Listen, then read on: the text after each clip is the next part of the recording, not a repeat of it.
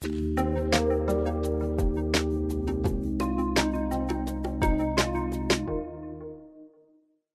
a moment in Alexandria Bombach's documentary about the Indigo Girls that tells you a lot about them as people, if not a band.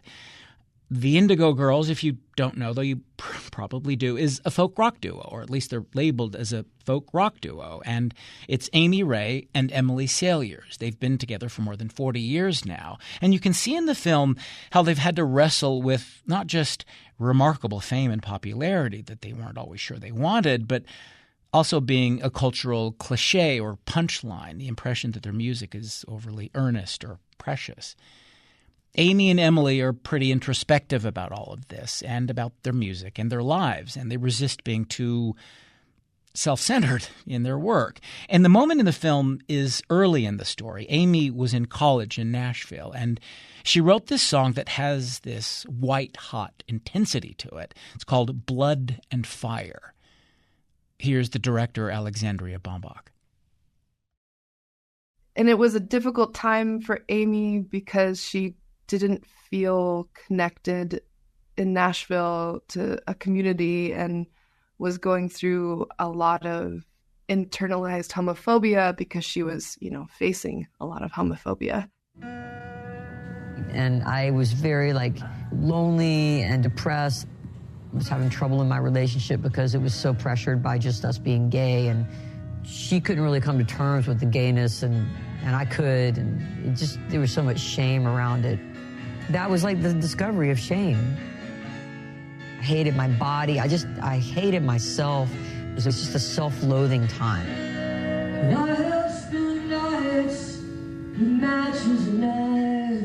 And so this song comes out of Amy that is so powerful and so beloved, but it really taps into the pain that she was feeling at that time and that she was very absorbed in.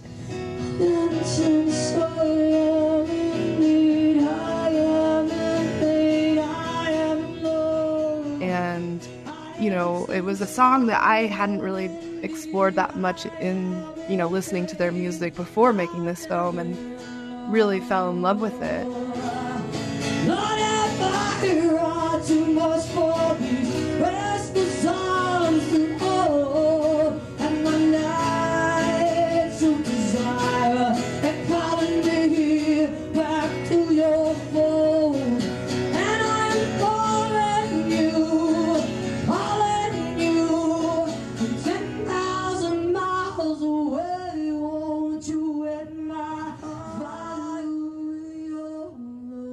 So when I asked her about it and she scoffed and was like one of my least favorite songs, I was super shocked and also very interested in why that would be. I wrote that in the midst of deep depression and self-destructive, literally cutting myself and, literally doing all that. But when I sing it now, I think, oh my God, this is so narcissistic. It's not all about you. For her, it just felt very self-centered and all about herself versus, reaching out. One thing that can heal you is to reach outside of yourself. I know you got to put your own air mask on first. I get that sentiment, but I don't always agree with it. I don't really want to put my gas mask on first. I want to help somebody, and I get the sentiment, you got to be whole to help and you got to heal yourself and all that. But the healing for me is in the ability to reach out to somebody else and empathize with them and be in the same boat together. That's the healing. How many other people were in the same kind of pain that I didn't even notice because I was so wrapped up in my own?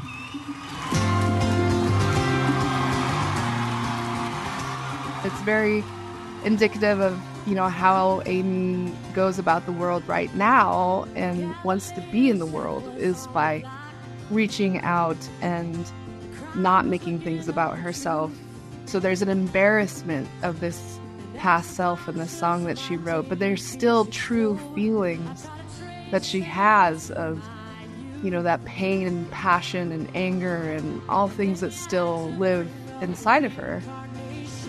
but now she just approaches the world in a completely different way.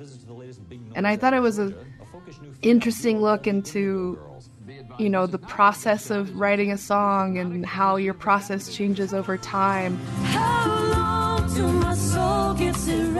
And it also is a big reflection of who we are over time and how we don't change and how we do change. And a lot of this film is about that change and how we navigate, you know, our lives artistically, but also internally.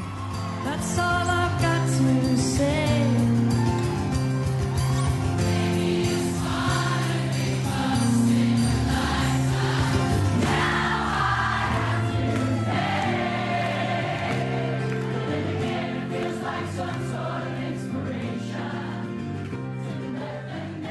This is RadioWest. I'm Doug Fabrizio. Today in the program, we're talking about the documentary film Indigo Girls, It's Only Life After All. This is the latest in our documentary film series, our partnership with the Utah Film Center. We're going to be screening it this weekend on Saturday. We'll give you some details here in a bit. Early on in the film, the director Alexandria Bombach asks the Indigo Girls, Amy, Ray, and Emily Saliers, one of those questions you'd think would be self-evident, but with these two in this film, it's just not. She asked them, what is this documentary about? I asked them what it was about because I wanted audiences to understand that they were going to narrate their own lives, that they were going to give us so much and tell us so much about their lives, but they weren't going to have control of the edit of the film. So I don't know what it's about. I mean, our hope was that it could be about something besides just us. This one is a song about liberation. There's so much more to us that happens off the stage that tells our story. We're supposed to be somewhere where we're not. Yeah. The important part of what we have experienced is more about activism and actions and just how you affect the people around you.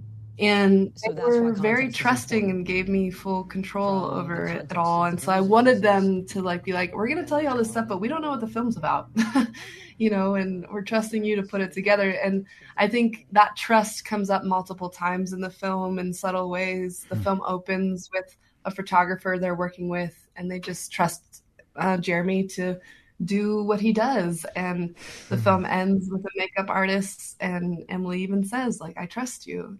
You know, it's the Indigo Girls. They've always been authentically themselves and done things very differently. And I wanted this film to reflect that. One of the things the film raises is how they fit in the music scene, the Indigo Girls, and whether they fit in, you know, the folk music scene. I mean, they were more interested in alternative music or even punk music, they say, which was interesting. Even though, of course, they do have very much a folk sound or a folk sensibility. So how do you think, and where do they situate themselves? It doesn't seem like they care exactly where, but what do you think about the way they think about where they fit? Yeah, that's interesting. I think for me, and, you know, even for one of my story consultants I was working with, West, they're you know, a decade younger than me. We were both really reminded of that and kind of, you know, fascinated by that people were so obsessed with genre in the 90s and, you know, and the aughts. But it, you know, it's just not as, I don't think it's as much as a thing now to really put a finger on something like that as it was back then, but it still exists, obviously. But you know, what's so cool about them is that, if you listen to some of their albums, it feels like song to song, they're different genres. Yeah. Which I love. And, you know, they're before their time with that, because I don't think people really were doing that back then and didn't want to stray because of marketing or whatever, or audience. But now, you know, you have Beyonce making country albums. And so it's yeah. You know, it's what you're into at the time, and how a certain song feels best is probably, I think, what they would say. But But yeah, I don't even know if I could define their music. Maybe folk and maybe rock and maybe punk and maybe pop. I think it's all in there. Yeah. How do you describe their process, the Indigo Girls, the process that they have of making, let's just say, just music? We'll get to their kind of really interesting relationship here in a second, but what have you learned about their process? Because we see in the film, in one case, Emily says it's Amy who's the vision for the band. And then you hear Amy talking about Emily as really her skill anyway as a songwriter. And a lot of her songs are the hits. And so how do you describe who does what and the kind of process for the two? Do you think you've learned that in making the film? Yeah, I don't know if I could speak to it fully, but what I do know, they write separately, yeah. And songs are typically either an Amy song or an Emily song, but they have so much collaboration when they actually are putting it together in the studio, and they're helping each other out and making suggestions and working with the producer, obviously. And so it becomes more collaborative towards the end, but the writing process is typically just they're off by themselves. Emily is the kind of writer, I guess, where she needs to be completely alone and quiet. And Amy's the kind of writer where she wants to be in like a loud cafe or around a bunch of people. And right. Which I love that fact. And I don't know much about music, but what is cool about that to me is that it really reflects their personalities in some ways, introvert versus extrovert. I love that aspect of it. How do you describe their relationship? Emily says they're two very different people. Is that right? Oh, yeah. I think they're very different people. I don't think I could do justice to describing their relationship. I think, I communicate through film with that kind of stuff, and that's as best as I can do. And I love how it comes across in the film. But I don't know if I could speak to it in the same way because it's sensitive, right? It's two people in a very unique situation where they've known each other since elementary school, and they've been so close over the years and intertwined in ways that very few people could understand, and very few people make it through. Like that's many, many years together as a band. And it's just a phenomenon and fascinating. And I still feel protective, and I feel like it's private to even talk about their relationship in some ways. But what I convey in the film is definitely how it feels. And I think they felt that it portrayed that well.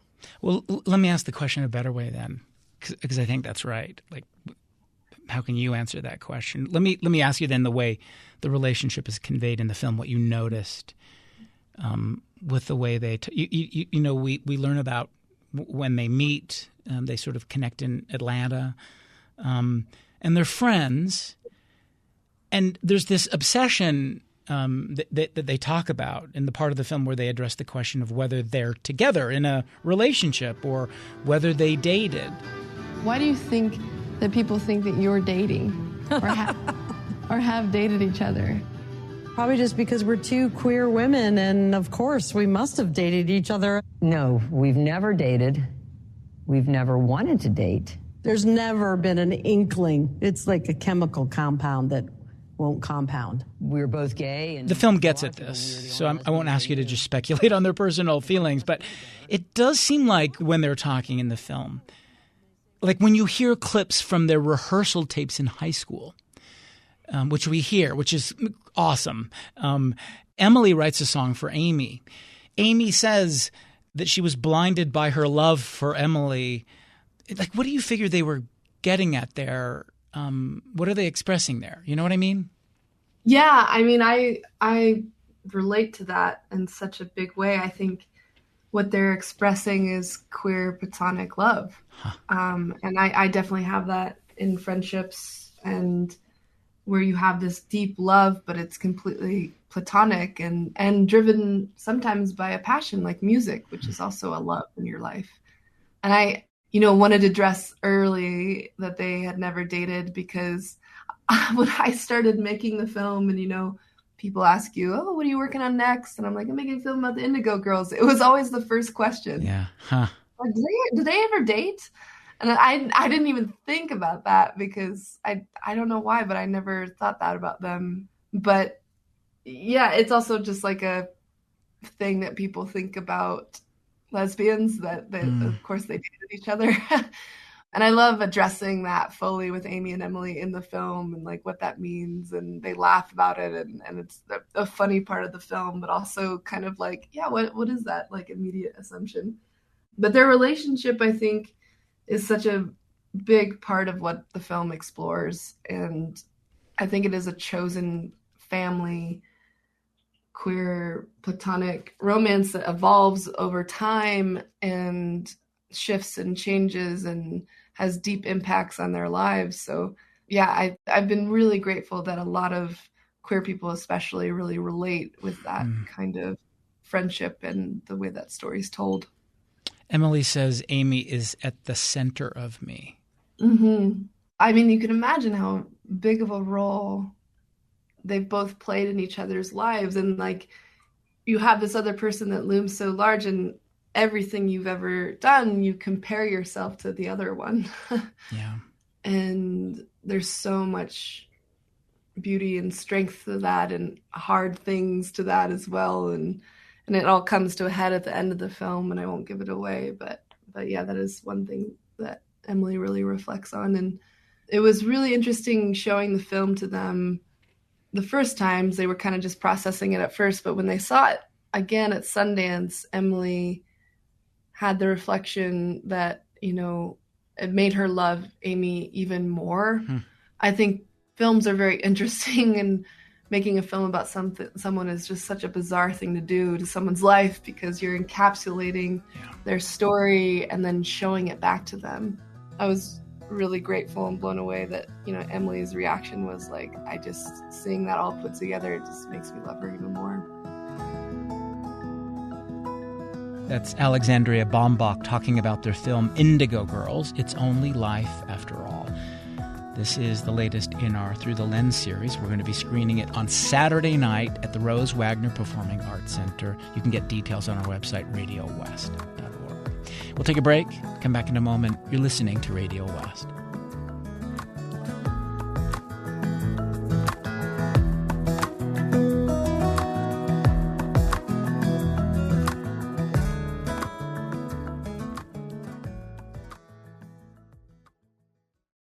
This is Radio West. I'm Doug Fabrizio. Our documentary film series is back from a summer break, so today in the program, we're profiling a film about the Indigo Girls, Amy, Ray, and Emily Saliers. This is a departure from the formula of musical biopics. It's called It's Only Life After All. It premiered at Sundance this year, and we're going to be screening it this weekend. We'll give you more details about that in a moment. We have with us today the director, Alexandria Bombach. What do you make of the question that we see in the film Charlie Rose ask, which is something like, how much is your sexuality, is the fact that you're lesbians, how much does that affect, your music? The fact that you're both lesbians, but not together, so to speak, in a romantic way. Do people care about that? Do they know about it? Is it part of the appeal? Does it have any impact at all on your life and your music?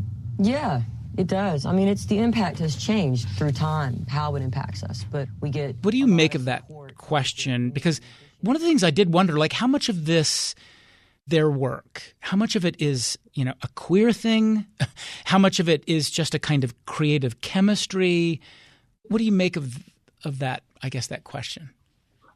Well, that Charlie Rose interview was doing some heavy lifting and served a lot of purpose very early in the film because, Charlie Rose, who has now been outed to be a pretty creepy character, asking this question in the early 2000s about queerness that is just so off-putting and then continues to interrupt them throughout the whole interview.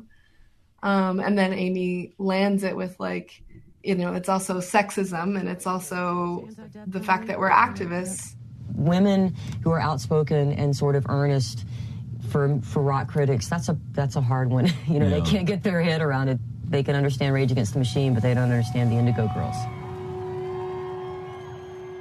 I think their connection musically comes from many different places. Yeah. Like, Amy is a very, in my opinion, like a very, has a lot of dark energy. And I mean, this is a cliche and a trope that they've been fighting against, so I feel bad saying this, but Emily has a lot of lighter energy.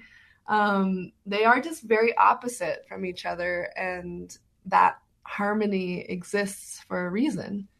And that's what people really fell in love with in the beginning and still love so much. And also their values and what they wanted to live by in their lives was a huge reason for them sticking together.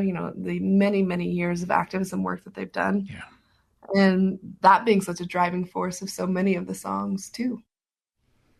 Here's a kind of a process question. I think the impact of that music is so connected to the lyrics. How do you do that in a documentary? Like, how do you make that work as you're playing, and because then you have also them talking about it. And like, how do you make that part work? Surely you thought about that part.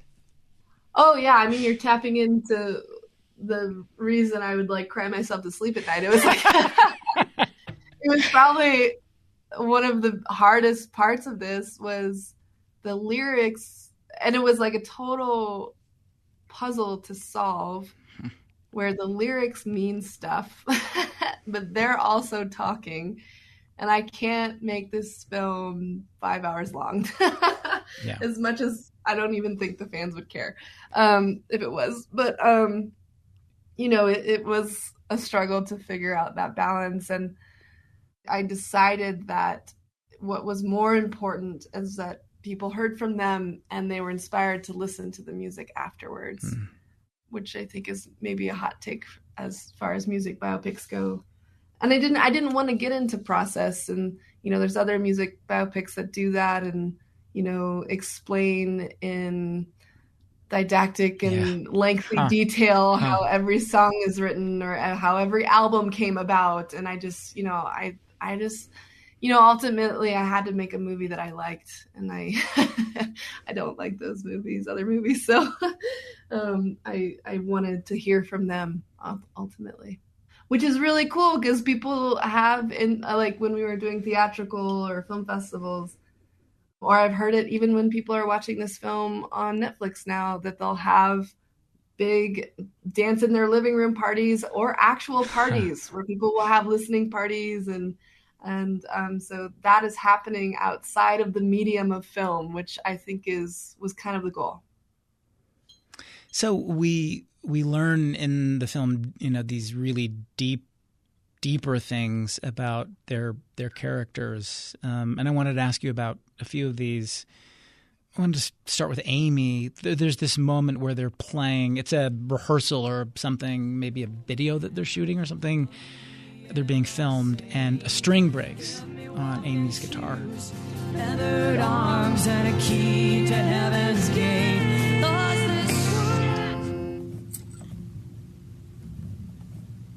Sorry.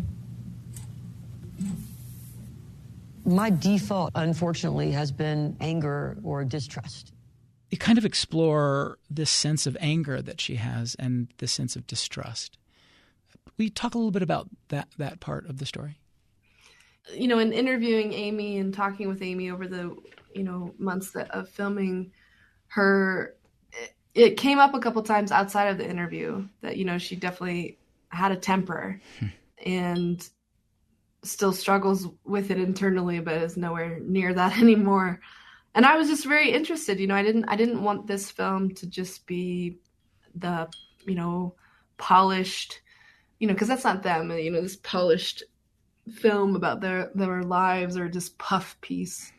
And they were so willing and wanting to go over this stuff. And I was really appreciative of Amy talking about that, because I think it's really relatable. And especially when you're a passionate person and you're just dealing with so much sexism in an industry, And I deal with this. I dealt with it yesterday. I screened a film at a theater here in Santa Fe, and one of the projectionists was incredibly rude to me when I said the projection wasn't coming out right. And I was being talked to as if I was a child. And I was like, I know you're not talking to the men like this. I know you're not. And it's just something that is so infuriating. And, I think it's a massive conversation within activism, that the helpfulness of rage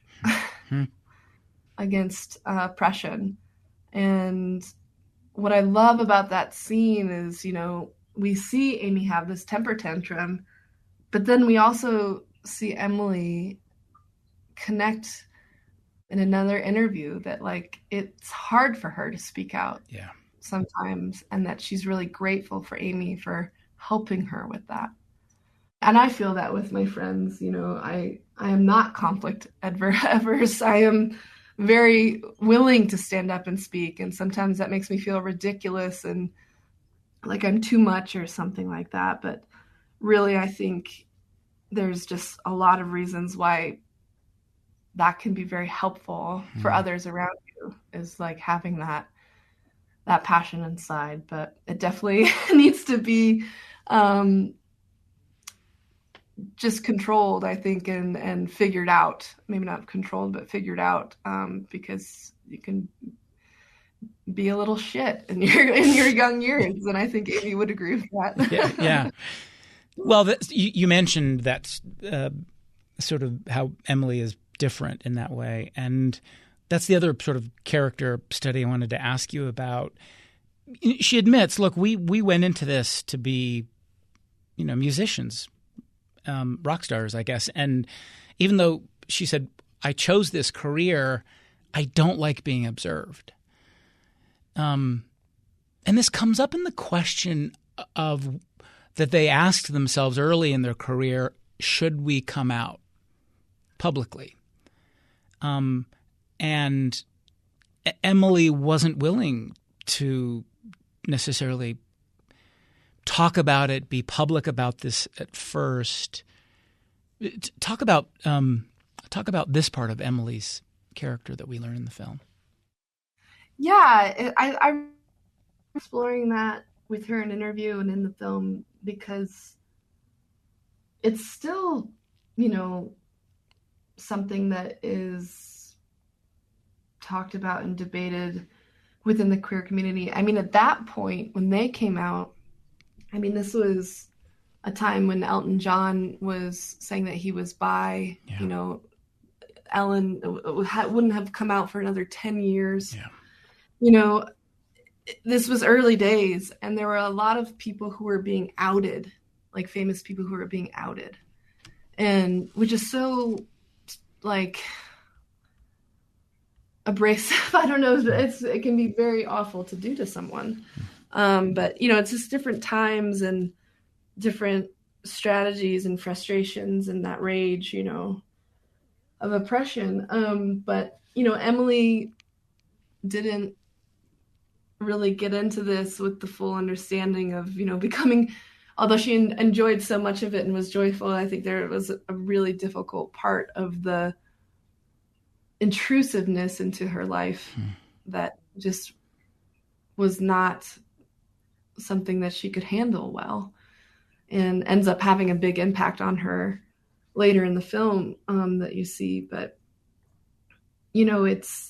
I think it's very, that parasocial relationship, that the thing that audience or fans think that they own the person that they're a fan of, or that they are somehow have rights to their inner lives. Yeah.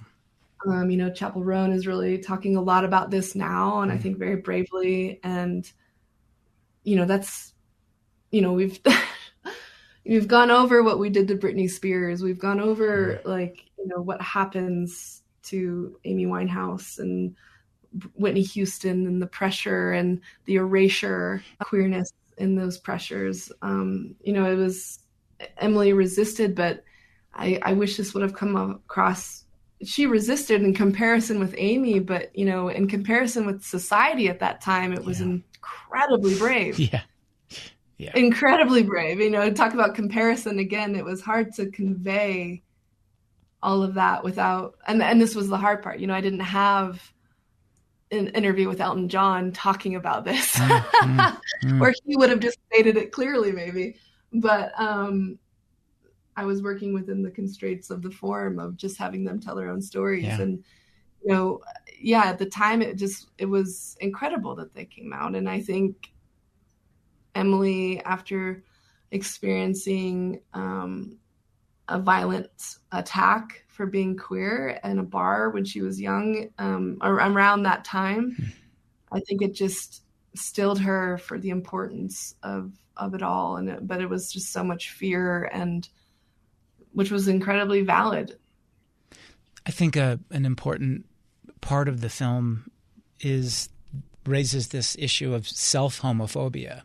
And we see how Amy and Emily deal with becoming a caricature, basically, becoming kind of a punchline. I mean, we see them being made fun of on Saturday Night Live.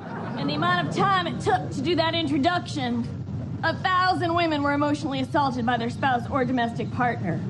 Find out more at www.shamepolicemybodyismyown.takeupthefight.org. If you guys had asked us to play on Saturday Night Live and then you made fun of us, that would be okay. The issue that they're not cool. And, you know, look, they have both of them have really healthy senses of humor. They sort of get it, but this stuff hurt their feelings. The idea that you know, lesbians are odd and unattractive. There's this scene from an episode of Ellen. Oh, God, it's just great. Everybody doing their own thing out in public. Nobody's afraid of being stared at or judged. Oh my God, look at those freaks.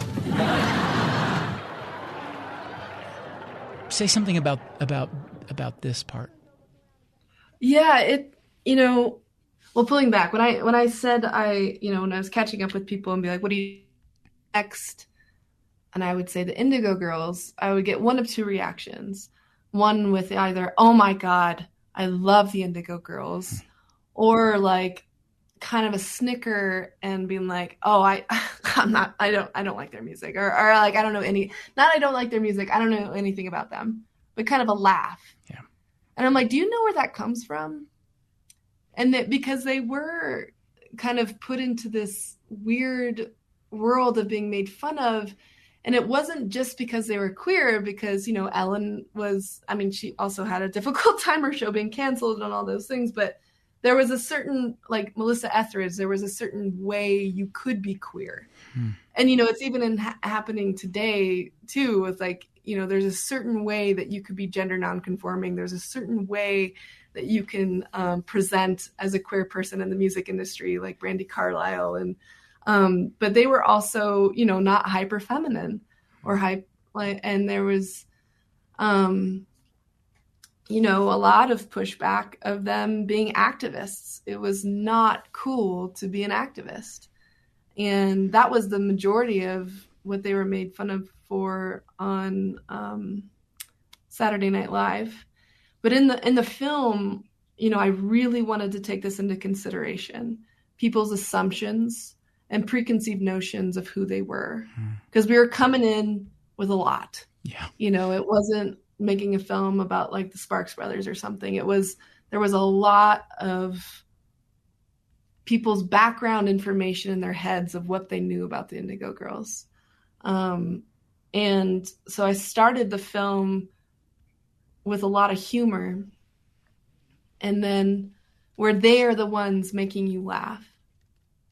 And, you know, it was amazing in audiences in theaters hearing that laughter explode. And by the end of the film, you're talking about humor and this laughter. And I wanted them to have power over that emotion of laughter. And so I gave them that power in the beginning. And these are all subtle things, but I think they do something to someone in an audience if they're engaged with the film.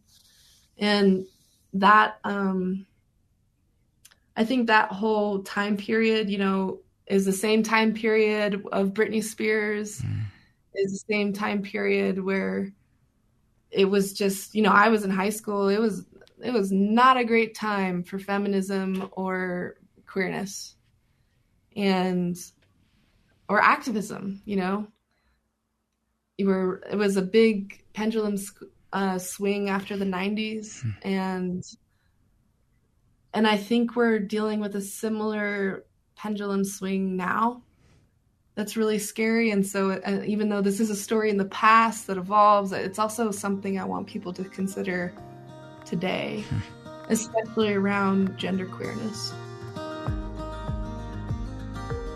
Alexandria Bombach.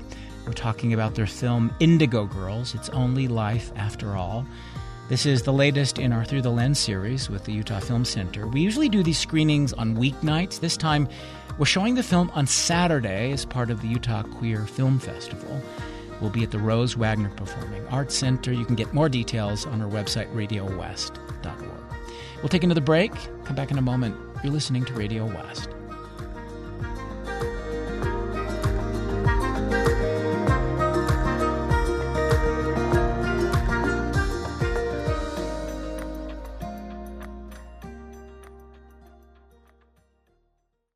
This is Radio West. I'm Doug Fabrizio. Today in the program, we're profiling Alexandria Bombach's film about the Indigo Girls, Amy, Ray, and Emily Saliers. Bombach makes use of Amy's extensive cache of old cassettes and videotapes to create this portrait of two queer women who have been making music for more than 40 years while contending with stereotypes and condescension and their own personal demons. The film is called Indigo Girls, It's Only Life After All. We're going to be screening it this weekend. Back now to our conversation with Alexandria Bombach. There's a section I want to ask you about that I loved in the film, and it's the section where you have them read a review from the New York Times from John Perellis, the music critic there. It was a pretty cutting piece. Earnest pretentiousness has new standard bearers, the Indigo Girls. Their music revives the strummed acoustic guitars and close harmonies of early 1970s arty confessional songwriters. You can hear him being derogatory, right? And their lyrics push obscurity and preciousness towards hyperbole. Oh, great journalism right there. They can harmonize to gorgeous effect. So that was complimentary. Each Indigo Girl has a slightly different style of pretension. Yeah, see, that's why it pissed me off. Would it piss you off if you read this? What a dick. I think the way they react says something about who they are, because on one hand, they're deeply self-aware and self-critical. But it also hurt their feelings. Talk about how they reacted. Yeah, I mean, that John Perellis review came out very early in their career. And I found it because they were at a well-taped show in Athens at the Uptown Lounge. And Amy, I think someone off stage said something like, how about the New York Times? And Amy and Emily just made a joke of it because I think back then people were really into music criticism. But Amy was like, you know what? We are pretentious. And I am self-congratulatory and we are bad poetry. And then Emily jokes, yeah, we're just doing it for the money. Right. And that's how and I'm like, what are they talking about? And I'm like, well, there must be something that they're talking about. And so I found the article and then presented to them the idea of reading it. And, at first, I asked them off camera, of course, first, before we got into it, if they would be down. And they said yes. And then, we're reminded of it when we're in the interview. And, I just love their reaction to it because it's so many things that are relatable in there where you're just like, believing the critic, but also really reflecting and recognizing the deep sexism and homophobia in that review. And also, you know, this is a time when James Taylor was doing really well, and it's like, okay, like that guy is incredibly similar kind of music that you could say the same things about, but you're not. You know, so I was really, really interested to get their reaction because I knew they would handle it in such a fascinating way where it wasn't just like this black and white bad guy versus we're the good guys. And they wanted to talk about it and think about it and reflect on it. And they also laughed about it, but were also hurt. I mean, that scene used to be like 10 minutes long of gold. And I wish I could have put the whole thing in because it is absolutely just like side splitting hilarious in parts. So, but yeah, I'm really proud of that scene because I don't think I've seen anybody else do that in a music biopic. I think we should also say that that where Emily and Amy are in their life, it's not this sort of no one's life is just this static thing where you get settled in.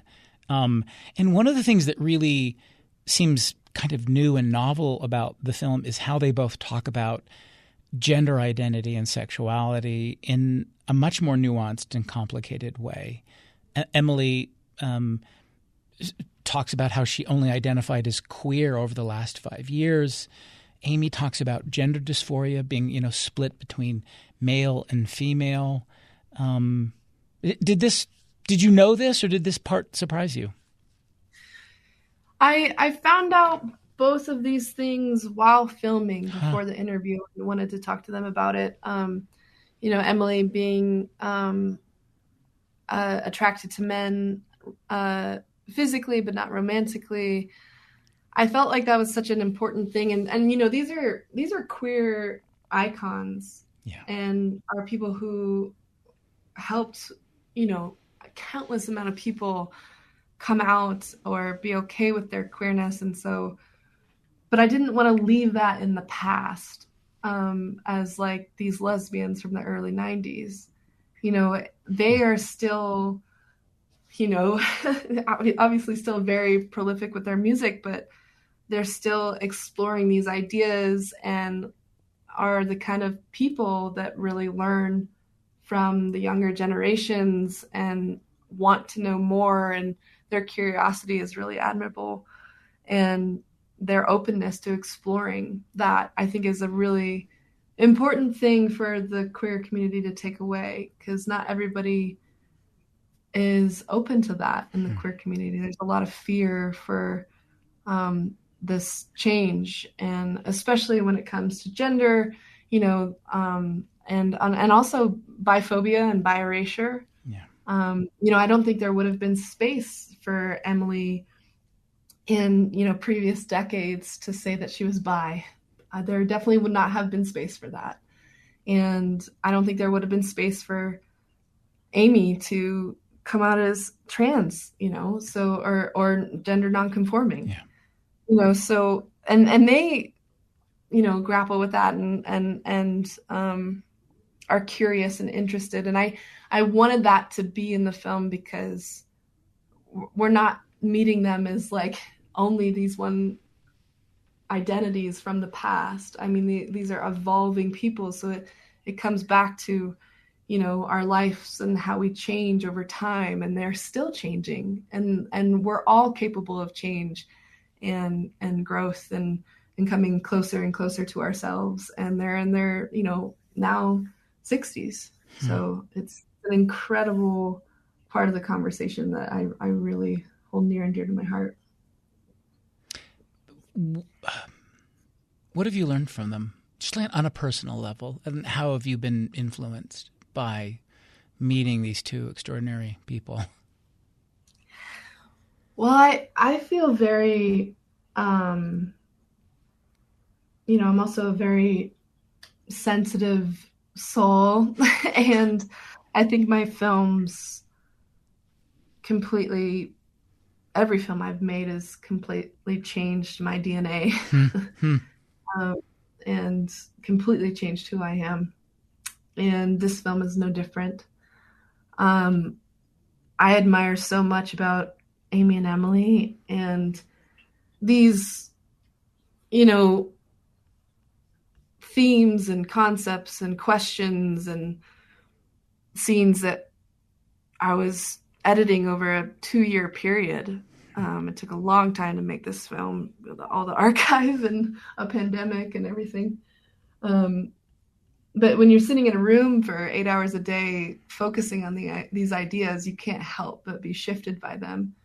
And whether that's around queerness or community or activism, it changes you. And I think a big one was also that I just hold such different priorities in my life now.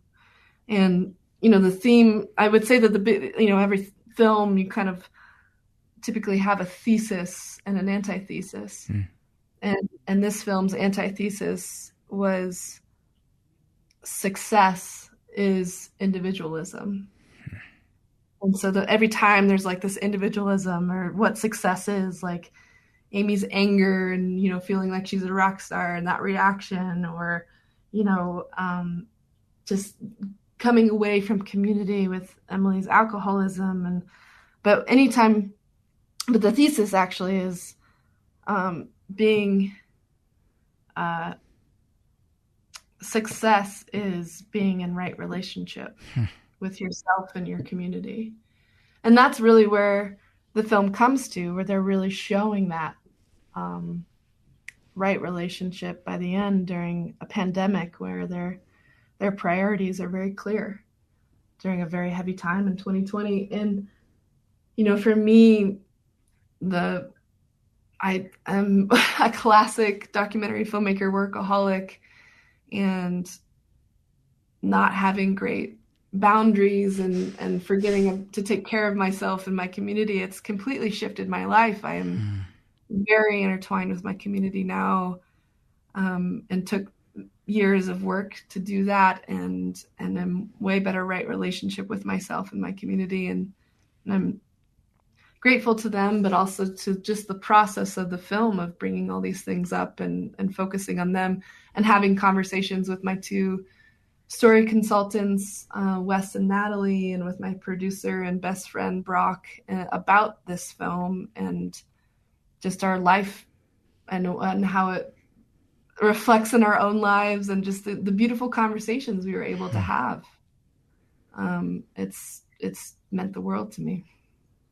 Well, the question of how Amy and Emily, how they define success comes up. There's this interesting part of the film, the way you cut it, where there are these interviewers who ask them, how has success changed you? And questions like that. And they kind of ask each other, are we successful? That seems important, I guess. Yeah, and I think Emily did it twice, kind of in a facetious way. I think she was joking. She's like, "Oh, are we successful now, Amy?" Because they've been a working band for a decade by that time.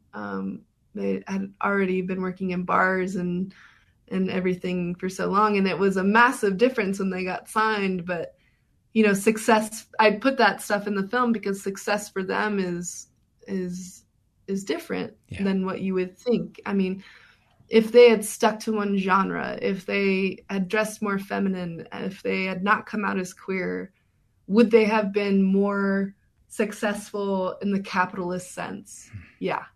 If they had not done activism, they would have been more successful.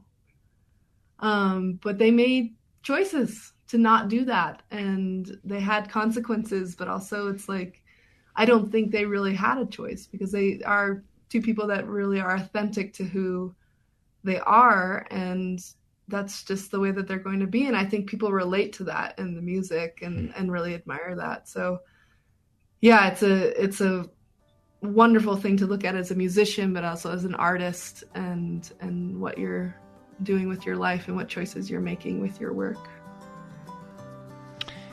Alexandria Bombach, thank you very much. Thank you. This was a wonderful conversation. It's Alexandria Bombach. Their film is called Indigo Girls. It's Only Life After All, which we're going to be screening on Saturday night at the Rose Wagner Performing Arts Center. You can get more information on our website, RadioWest.org. Radio West is a production of KUER. You can subscribe to the show wherever you get your podcasts. And we're on YouTube, KUER 90.1, and Instagram at Radio West. You can also email us at radiowest@kuer.org. Stevie Shaughnessy is our intern. The program is produced by Benjamin Bombard and Tim Slover. Carrie Watson is our executive producer. I'm Doug Fabrizio.